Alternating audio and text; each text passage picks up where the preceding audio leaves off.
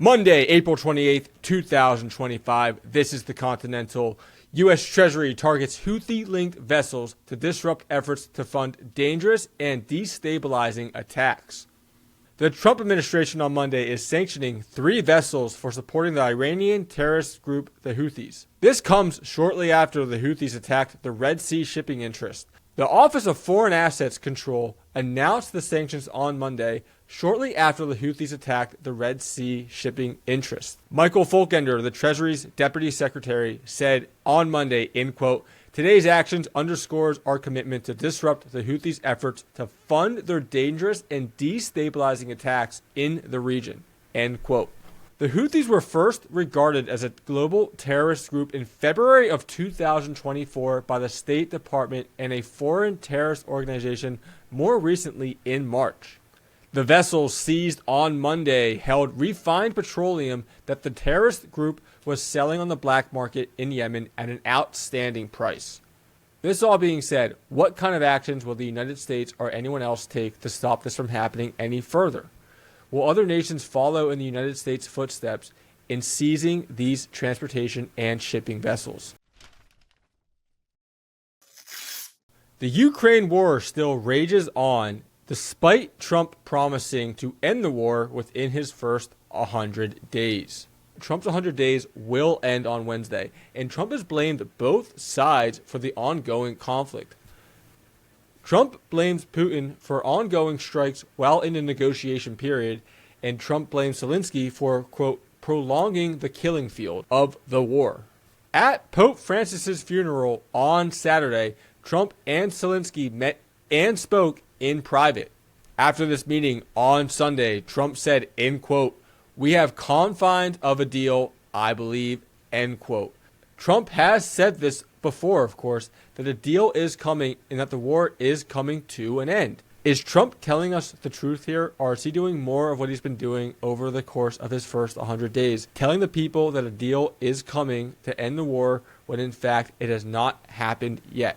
According to NBC News, Trump has admitted that he struggles to find an end and a resolve to this war and has found the negotiations to be extremely frustrating and complicating.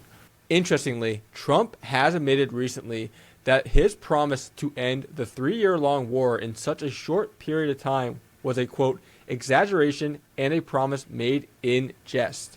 Just last week, Trump's special envoy, Steve Witkoff, met with Putin in Russia to discuss the war further.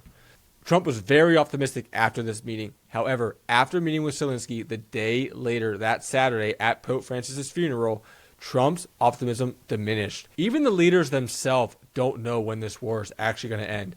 Notably, one of the biggest issues prolonging this conflict is Zelensky's desire to enter NATO, which would give Ukraine the defense backing of the other Western powers. Russia and Putin strongly oppose this, and they actually look at it as a provocation of Ukraine and Zelensky. This is largely because Putin does not consider Ukraine a legitimate nation. Is the solution as simple as a compromise that would allow Ukraine and Zelensky to enter NATO while also abiding by the terms that Putin would want in the agreement? Only time will tell what will happen in this war, but it does not look like the conflict is ending anytime soon. On Monday, Canadian party leaders vote as Trump repeats call for nation to become a U.S. state. Monday marked Election Day for Canada in the selection for the next Prime Minister of the country. It was only 6 weeks ago that Mark Carney was sworn in after the standing Prime Minister Justin Trudeau left his position before his term was up. Now, heading into Monday's election, the top candidates are Carney himself and Pierre Poilievre of the Conservative Party. On the issue of the United States annexing Canada to become the nation's 51st state, Poilievre told Trump, in quote, "Stay out of our elections," end quote. His opponent, Carney, followed this up with a message to all Canadians saying, in quote, "Be united and strong against the so-called crisis in the United States." Obviously, it sounds like both Carney and Poilievre are not on board with the United States intermixing with Canada and trying to annex it as its 51st state.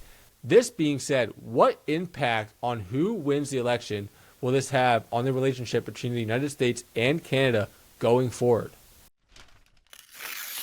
A Trump border czar says on Monday that the administration has deported 139,000 undocumented immigrants. Tom Homan reported this number from the briefing room, and the number marks from the start of President Trump's second term.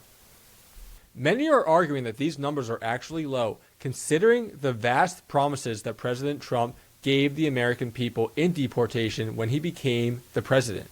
Many people are saying that these numbers are even lower than that of President Biden when he was in office. In response, Homan vehemently disagrees with those numbers of Biden's administration, saying that the Biden administration itself, quote, counted border removal, end quote. Providing more details, Homan said, in quote, Joe Biden could have deported 5% of his encounters, and numbers will still be higher than us on the border removals, because we have a secure border, the most secure border in the history of this nation. Which side is correct? Is the discrepancy in numbers a big point of discussion and something that is a bad look for the Trump administration? Or does Homan have a point in that the numbers provided by the Biden administration are fudged to make his administration look more productive on the border than it actually might have been? You tell us in the comment section below.